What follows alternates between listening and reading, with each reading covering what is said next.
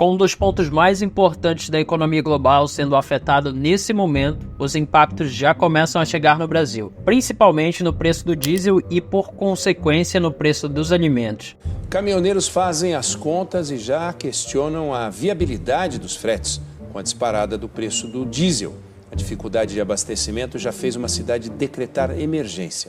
O governo Lula tenta estancar essa sangria em meio ao risco de uma nova greve dos caminhoneiros e o cerco do caso Master nos bastidores. Isso tudo em pleno ano eleitoral. A escalada das tensões envolvendo o Irã atingiu um nível crítico, principalmente após os ataques de Israel à maior infraestrutura de gás natural do planeta em South Pars, no Irã. O preço do petróleo está em alta e nessa manhã chegou a ser negociado a $115 o barril, com o Estreito de Hormuz fechado, por onde passa cerca de 20% do petróleo do mundo, na prática representa uma ruptura em uma das rotas mais estratégicas do planeta. Esse tipo de conflito é um exemplo clássico de impacto geopolítico. Parece distante, mas o efeito é imediato na vida de todo mundo. Algo parecido já aconteceu no início da guerra entre Rússia e Ucrânia, mas aqui existe um fator ainda mais delicado. Os Estados Unidos e Israel praticamente dobraram os joelhos do Irã no quesito militar. Porém, a estratégia de retaliação do regime de fechar o Estreito de Hormuz com ataques e minas de forma intensa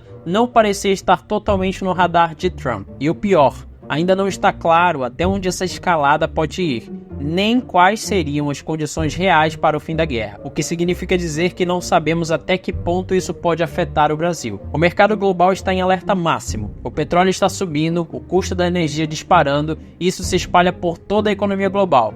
Mas para o Brasil isso tem um detalhe importante. Mesmo que o conflito se encerre agora, os danos já não são mais de curto prazo. O presidente Lula anunciou a redução de impostos federais sobre o combustível e apelou aos governadores que fizessem o mesmo com os impostos estaduais de ICMS, para tentar minimizar os impactos ao consumidor. Hoje pela manhã, o diesel passou de R$ 8,00 em alguns postos do país. Mesmo sendo produtor de petróleo, o país segue os preços internacionais. A Petrobras ajusta seus valores com base nesse mercado. A tendência nesse momento é diesel mais caro, frete mais caro e, por consequência, pressão direta nos alimentos e no seu bolso. E aqui está o ponto mais sensível dessa crise para o Brasil. Não é só petróleo, é o diesel. O país depende fortemente do diesel para praticamente tudo: transporte de alimentos, logística, produção agrícola. E mesmo sendo o produtor de petróleo, o Brasil ainda não é autossuficiente em diesel. Ou seja, depende de importação e paga pelo preço internacional. E quando o mercado global entra em crise, o diesel é um dos primeiros a sentir. E no Brasil, quando o diesel sobe, tudo sobe junto. E existe uma preocupação ainda mais imediata dentro do Brasil. O aumento do diesel já começa a gerar pressão entre caminhoneiros, com discussões sobre uma possível paralisação nacional.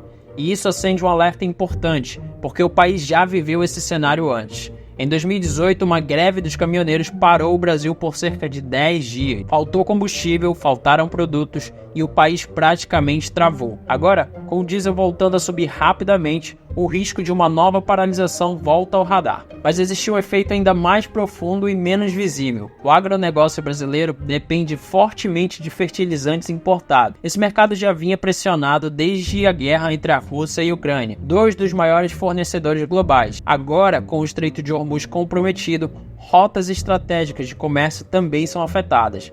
Menos oferta global, fertilizantes mais caros e aumento no custo de produção.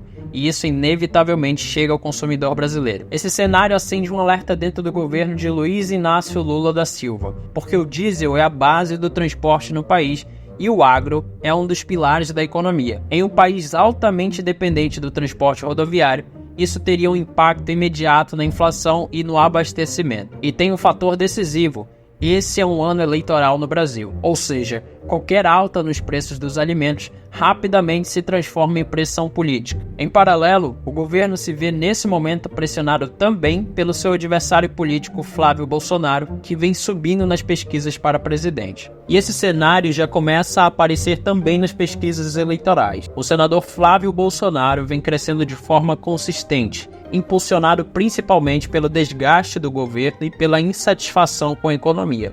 Em alguns cenários recentes, ele já aparece tecnicamente empatado e, em alguns estados, até na frente do presidente Luiz Inácio Lula da Silva. E isso não acontece por acaso, porque em momentos de pressão econômica, especialmente com a alta no combustível e nos alimentos, o eleitor tende a reagir rapidamente. E é exatamente isso que começa a se desenhar agora. No fundo, isso revela algo maior. O mundo funciona como um sistema interligado.